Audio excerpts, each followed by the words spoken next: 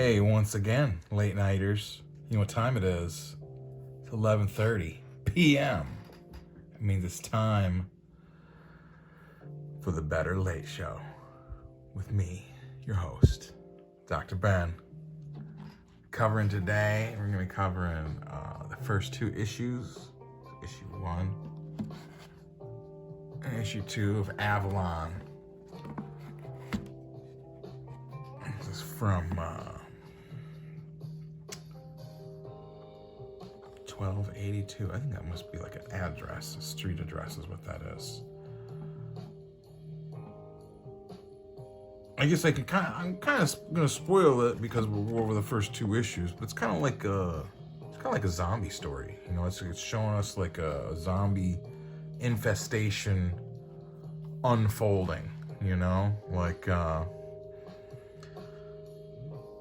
I like good zombie stories. I don't care. And this one, the other thing with this one, does it say on the back? No, it takes place in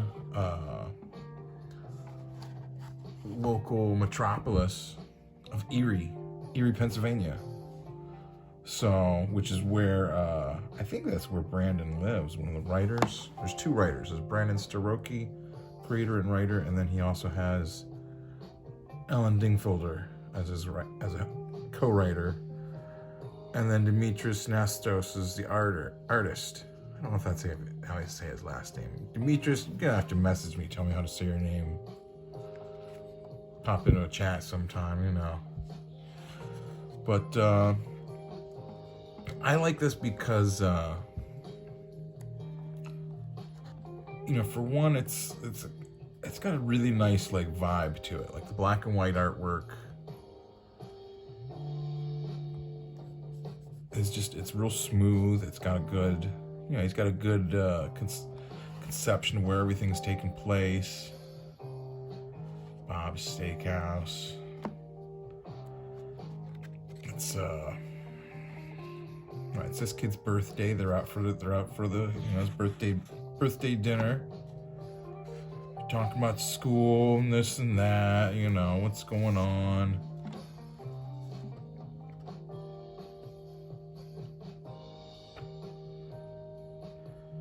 And, the dad is saying how Phil didn't come into work today. So get this, he texted me late last night and said some drunk girl stumbled over to him and bit him.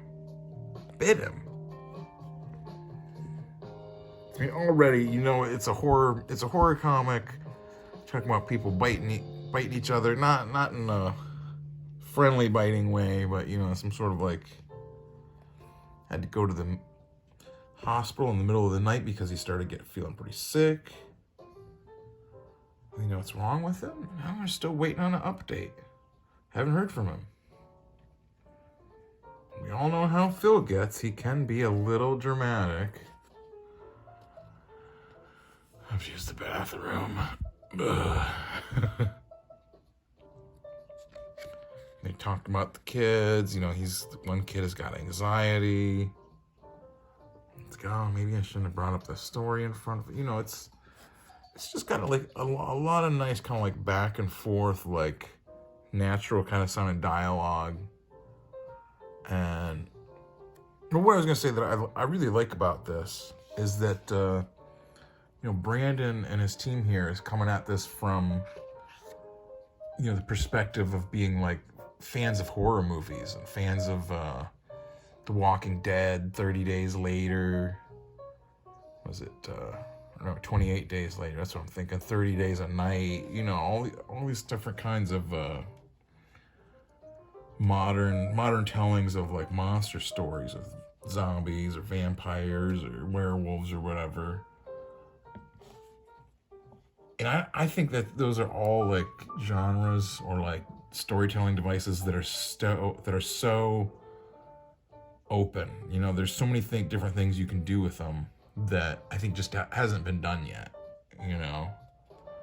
And that's what this is this, it's telling this family story, which really kind of makes me really think of you know, the one that really kicked it off, Night of the Living Dead, you know, where it has a brother and sister going to visit an old family grave, and, you know, like,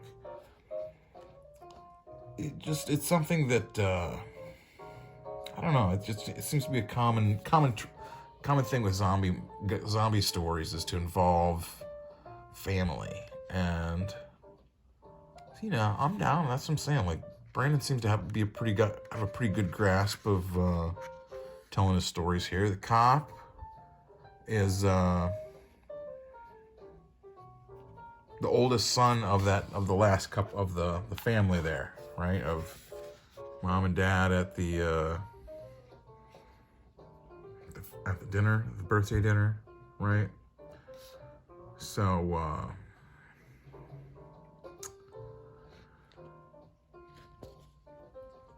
you know, that's the relationship, why we're going from that family dinner to these police. This is him and his partner. They're out getting some snacks. And, you know, we got... something's already kind of off, you know? Like, he's over here filling up the car, and he notices this dude staring at him. Can I help you with something? Page turn. Hello? Is there something you need? Gas shuts off. Shit. The guy's gone. Well, that was weird.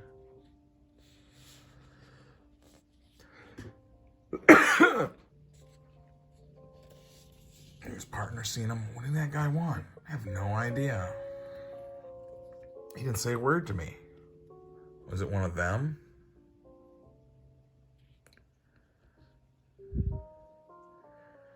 I don't know. I was wondering that myself. What does he talk about? Was it one of them?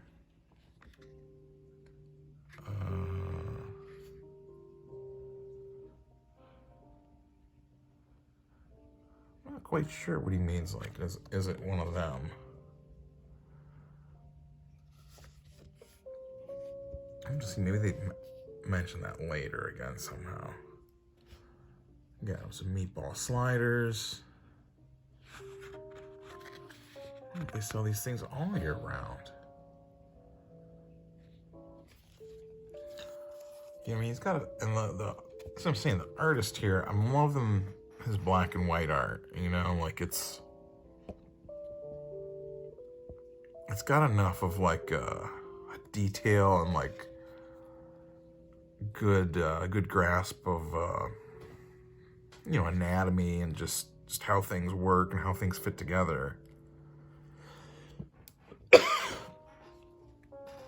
At the same time, it's got this kind of raw sketchiness to it that I don't know, I dig it.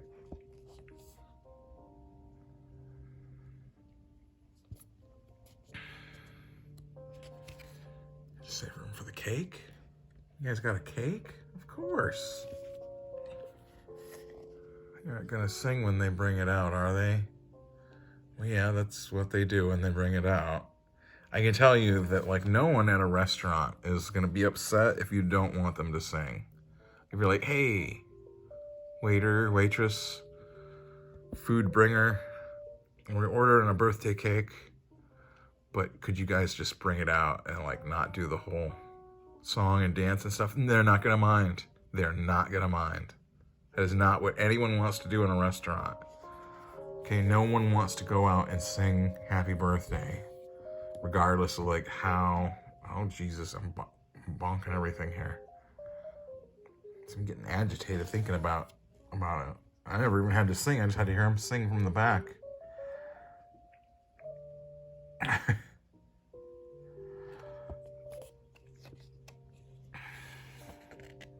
You meet and, you know, that's the other thing, is it goes like, we're getting kind of like, okay, complaining about cakes and songs.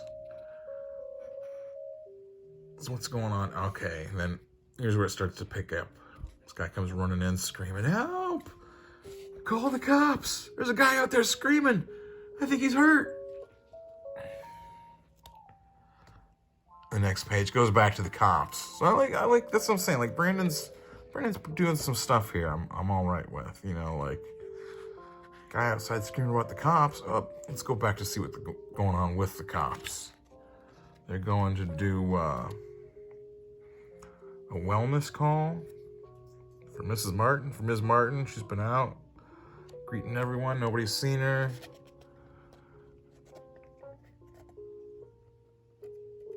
They gotta figure out what's going on. Uh-oh.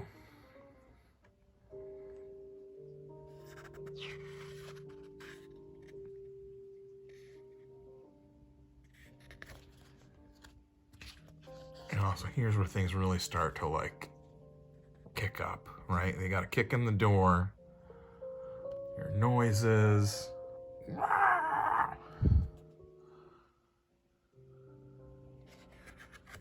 blood. Uh-oh. We finally get these hints of color. Blood red. That's what I'm saying. The artist is doing. I like how he's doing the. I assume that's kind of like something that the writers wanted, was like, let's do this black and white, but then have blood when we introduce the blood scenes, red, make it like pop out and stick. You know what I'm saying? Like, so you can kind of get an idea of what's happening here. Look at her face. It looks like a bite. Here, look at her neck. Yeah, so that's what I'm saying. This is definitely like a spoilers. Wow, the last page is, I think, creepy monster lady is the one that biting people. It's got all their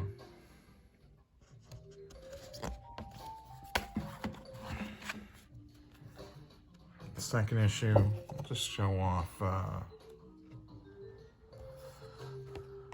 I like, he's got, at the beginning, he's got the, what do you call that? Whatever the thing they call this is, goes to show English is not my first language. Previously, the Castle family is in the midst of a birthday dinner for their youngest son, Mason, when the world they know changes in a heartbeat. There's a group of people that seems to be infected with a sickness like never seen before, and these people are quick to attack others, including the patriarch of the family.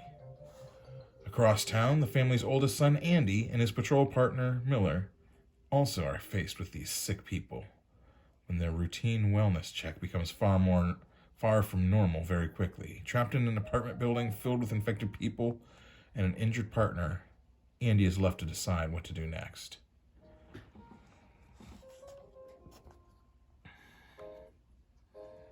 So it starts back where, saw a guy running in, yelling, there's somebody outside, screaming, might be hurt. So it immediately kicks us right back into that. Help, we need to hurry, come on. Slow down, what happened? I don't know, there's blood everywhere. See, to me, that would be the time I'd be like, I'm gonna call the police. I don't do well with blood, so, that's me. Somebody's like, hey, there's somebody bleeding outside, we gotta go help them. Let me call for an ambulance. Like, I'm not gonna be any help. Guy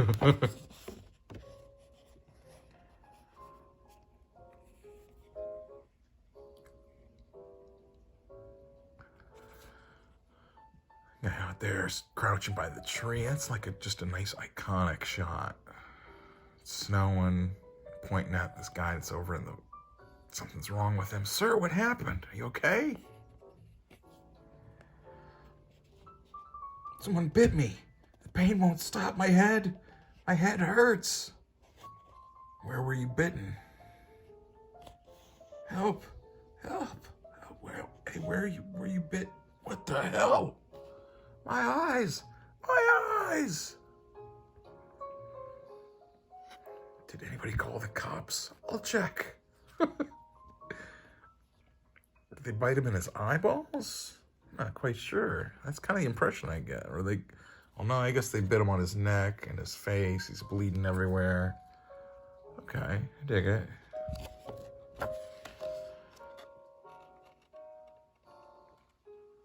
They can't get through on the phones.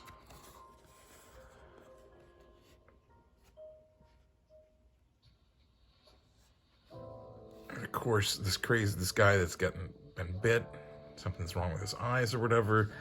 He bites Dad, of course. I guess that's maybe a part I glossed over in the last issue, was that the one cop got bit as well. So we got in both groups or both storylines here. Somebody's gotten bit, and it's kind of fighting him, giving him an elbow, gives him a punch in the face. Running back inside to regroup. I see there's more people out there.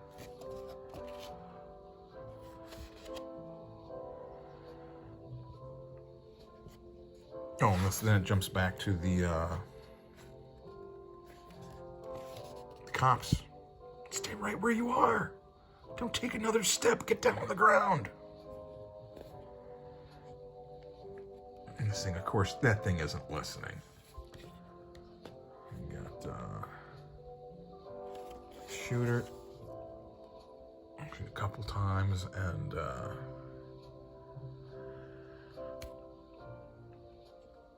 what the hell was wrong with her? I don't know. What the fuck is that? The guy out in the hallway is screaming. More stuff. More people are showing up that are biting. Somebody's biting the landlord that let him in.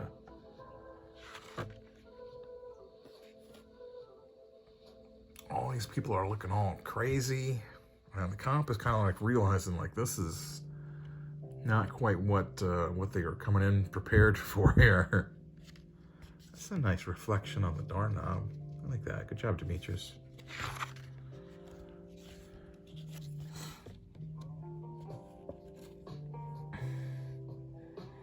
They've locked themselves in that apartment, and people out in the hallway are trying to get in, banging on the door. And trying to figure out how to get out of there. That's what I'm saying. It's like it's the start. You know, the Miller's asking him, "What about all this shit going on in there?" He says, I don't think it's just in there. Look. Holy shit. We're looking down to see, we see that down below, it's people going crazy, blood, all kinds of people. All this stuff is happening. It's snowing. The people are biting each other. You know, the night has just taken a pretty big turn, you know? So that's what I really like about this, is that it's just this real up close and personal view of, you know, this horrific event unfolding. So I'm interested to see what, you know, like, there's a couple more issues out I gotta pick up, you know. I'm interested to see where's this all going, you know? Are they gonna... We know it's like some kind of monster, biting monster. Like, that makes me think like a zombie or a vampire or something. Infecting people.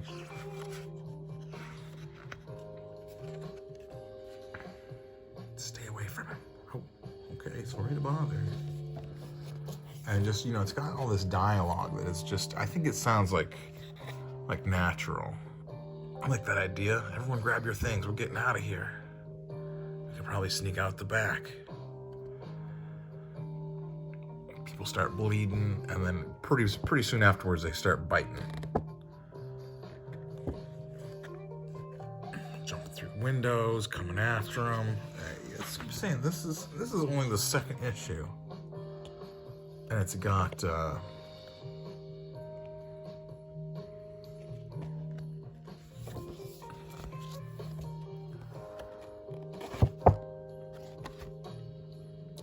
some good stuff. Look at that cover. His eye, that's pretty. I like that. Is that gnawed up eyebrows there? That's pretty good. Yeah, so that's what I'm saying. This is Avalon. I put a link to his thing on there, his link tree. Linktree, Avalon comic. I know you can get them in paper form or digital. He just had like a fan art contest. Looks like he has some pretty talented fans for his comics. So that's what I'm saying. I'm interested to see like what Brandon does. You know, like, is he gonna keep doing this for like a while? Is this gonna go? Is he trying to do like a Walking Dead length of 100 or so issues, or is this gonna be like a few, a story, and then he's gonna move on and do something else? I'm interested to see like what he does, because coming from like that perspective of like liking horror movies, and not even really being so much like a big comics nerd, but liking comics for the ability to tell like any kind of story like this. What I find interesting about Brandon and his endeavors here. So that's what I got. I guess I'd go check it out. Till then, folks, don't do nothing I wouldn't do.